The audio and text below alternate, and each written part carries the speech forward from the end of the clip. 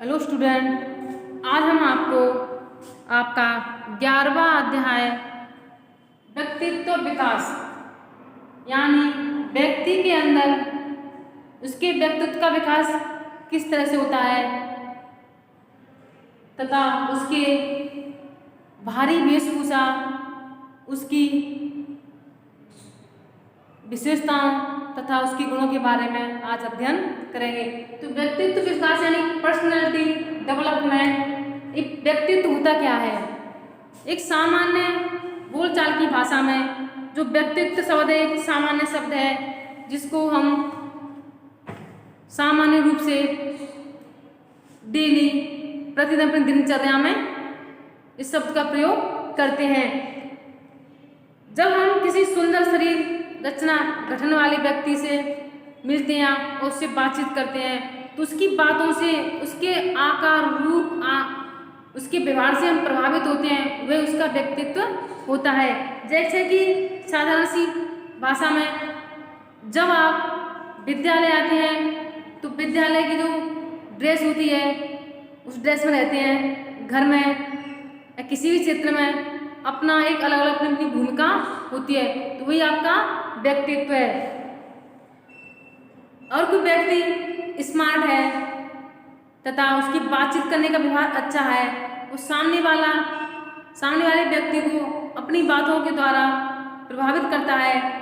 उसकी जो बातचीत करने का जो तरीका है, उसका हाव भाव है, दूसरे व्यक्ति को प्रभावित करता है, तो उसकी एक पहचान होती है, वो इसका व्यक्तित्व होता है।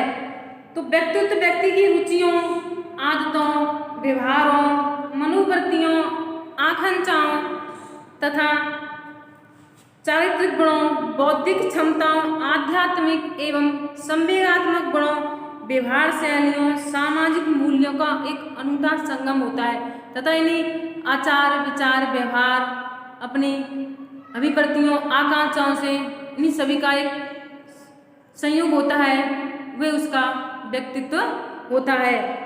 जैसे कि व्यक्तित्व को व्यक्ति के शील गुण भी कहा जाता है। शील गुण से तात्पर्य होता है उसके अच्छे गुण, जैसे कि संवेगात्मक। शील गुणों के अंतर्गत कौन कौन से गुण आते हैं?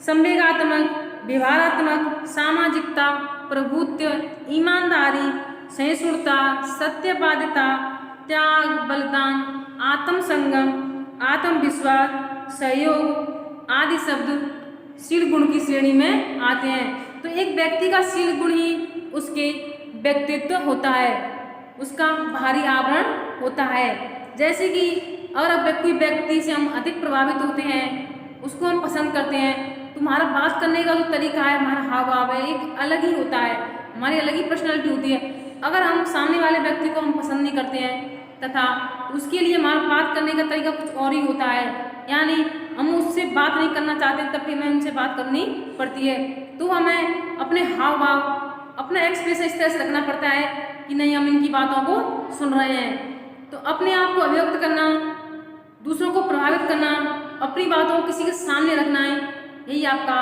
व्यक्तित्व होता है। तो सामान्य भाषा में व्यक्तित्व होता क्या है? पर्सनैलिटी। तो मीनिंग ऑफ पर्सनैलिटी, जो व्यक्तित्व शब्द है अंग्रेजी भाषा के, हिंदी में तो इसको व्यक्तित्व कहा जाता है, तो अंग्रेजी भाषा के पर्सनैलिटी, क्या पर्सनैलिटी, जो लैटिन भाषा के पर्सोना, जो पर्सनैलिटी शब्द है लैटिन भाषा के पर्सोना शब्द से बना हुआ है। जो पर्सोना का अर्थ होता है नकली चेहरा या मुखौटा, नकली चेहरा या मुखौटा। जो हमारा बाहरी आवरण होता है वही हमारा व्यक्तित्व होता है। तो यहाँ पे पर्सोना का अर्थ होता है विशिष्ट गुणों से परिपूर्ण व्यक्ति को ही पर्सोना की श्रेणी में रखा जाता है। तो अपने हाव भाव, विचारों को किसी दूसरे व्यक्ति को प्रभावित करना ही व्यक्तित्व कहलाता है।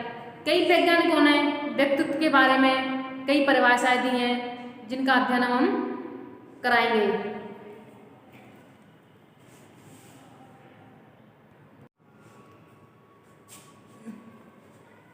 जिस तरह से हमने आपको व्यक्तित्व के अर्थ के बारे में बताया है, व्यक्तित्व का अर्थ होता है किसी व्यक्ति का बाहरी आवरण या उसका नकली चेहरा, मुखौटा, शरीर की संरचना, गठन, उसकी सूरत, वेशभूषा, त्वचा का रंग। त्वचा का रंग भी हमारे व्यक्तित्व को काफ़ी हद तक प्रभावित करता है, क्योंकि आज के समय में एक सुंदर, सुशील, आकर्षक व्यक्ति को ही महत्व दिया जाता है।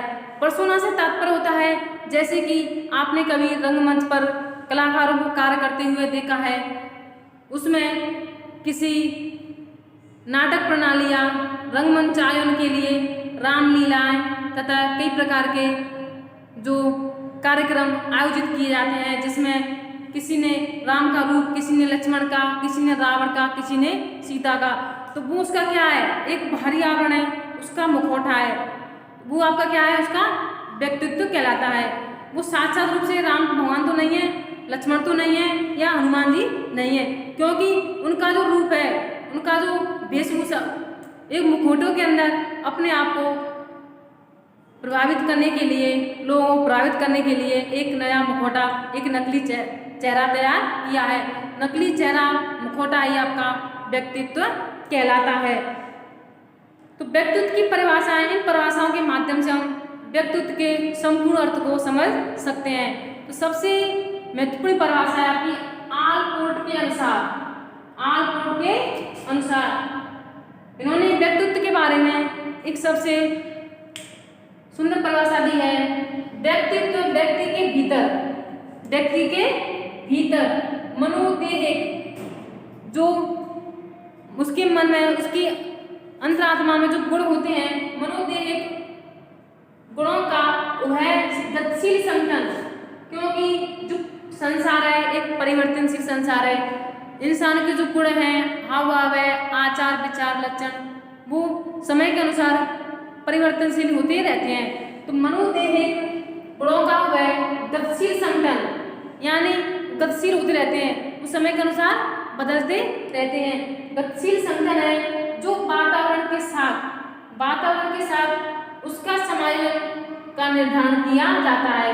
कहने का तात्पर्य है कि वह अपने वातावरण के साथ अपने आप को समायोजित करके वह अपने असली चेहरा या बनावटी चेहरे को दुनिया के सामने रखता है। तो वही इसका आपका व्यक्तित्व कहलाता है। तो इसमें मनोदेह का अर्थ क्या होता है? मनोदेह होता क्या है? आपका साइकोलॉजिकल सिस्टम, यानी जो हम मन से क्या सोचते हैं, जो हमारा मानसिक लेवल है वो कितना है। तो आलपोर्ट की परिभाषा में एक सबसे महत्वपूर्ण शब्द माना गया है कि व्यक्तित्व में शारीरिक एवं मानसिक क्रियाओं, शारीरिक क्रियाओं से मतलब जो हमारा शरीर के अंदर होने वाली क्रियाओं, मानसिक सोचने, समझने, तर्कण करने, स्मरण करने तथा किसी समस्या को हल करने में मानसिक योग्यता का प्रयोग किया जाता है। तो जो मनोदेह होता है, शारीरिक एवं मानसिक क्रियाओं के गुण समाहित होते हैं। मानसिक गुणों के अंतर्गत उसकी आदतें, अभिवृत्तियां, मूल्य, विश्वास, सामयिक परिस्थितियां आदि आते हैं। उसी प्रकार जो गत्यात्मक संगठन यानी गतिशील व्यक्ति कैसा है? जड़ता नहीं है, यानी स्थिर नहीं है, अपितु गतिशीलता है। गत्यात्मक से तात्पर्य होता है परिवर्तन होना। क्या होना? परिवर्तन होना। परिवर्तन ही संसार का नियम है। सब वस्तु सजीव हो या निर्जीव, उसमें कुछ ना कुछ समय के अनुसार परिवर्तन होते हैं। इन्हीं परिवर्तनों के साथ वह अपने वातावरण के साथ समायोजन स्थापित करता है। जिस प्रकार कुछ चीज़ों में परिवर्तन तेज होता है तो कुछ में धीरे धीरे होता है। व्यक्ति का व्यक्तित्व स्थिर नहीं होता, कभी वो अच्छे गुणों को अपनाता है तो कभी भी बुरे गुणों को भी अपनाता है तथा अपना एक जीवन में नई मूल्यों का निर्माण करता है। तो व्यक्तित्व के विकास में आलपोर्ट की परिभाषा व्यक्तित्व के भीतर मनोदेह गुणों एवं गतिशील संगठन है जो वातावरण के साथ समायोजन स्थापित करता है। ये आपकी व्यक्तित्व की परिभाषा है। जो व्यक्तित्व में वातावरण के साथ अभूतपूर्व समायोजन ही व्यक्तित्व कहलाता है। तो personality is the dynamic organization within the individual of those psychophysical system that determine the individual unique adjustment to the environment.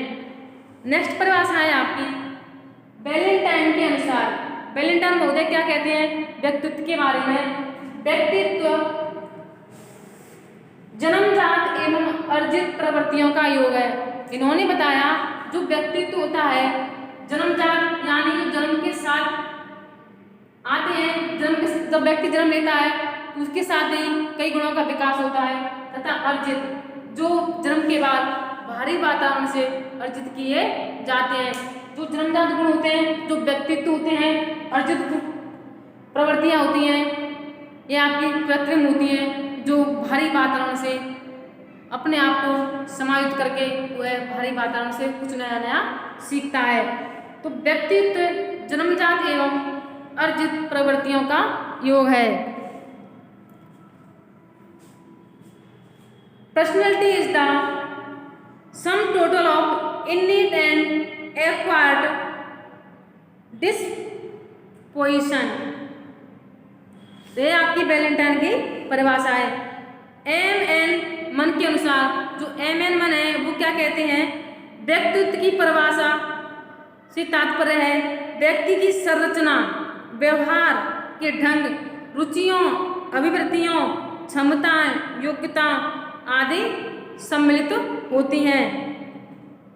ए.टी. जर्सील्ड के अनुसार, जर्सील्ड जी क्या कहते हैं? व्यक्तित्व के रूप में उसके लक्षणों, गुणों तथा योग्यताओं का योग ही व्यक्तित्व कहलाता है, जिसकी वातावरण के साथ वह समायोजन स्थापित करता है। अतः इन सभी परिभाषाओं से स्पष्ट होता है कि सबसे उपयुक्त एवं श्रेष्ठ परिभाषा इसमें आलपोर्ट की मानी जाती है, जिसमें व्यक्ति के मनोदैहिक गुणों का संगठन है तथा वातावरण के साथ उसका अभूतपूर्व समायोजन निर्धारित करता है। तो यह आपका व्यक्तित्व के बारे में अर्थ तथा कुछ परिभाषा हैं जिनके बारे में हमने आपको अध्ययन कराया है। कल आपको पढ़ाएंगे व्यक्तित्व प्रतिमान के बारे में।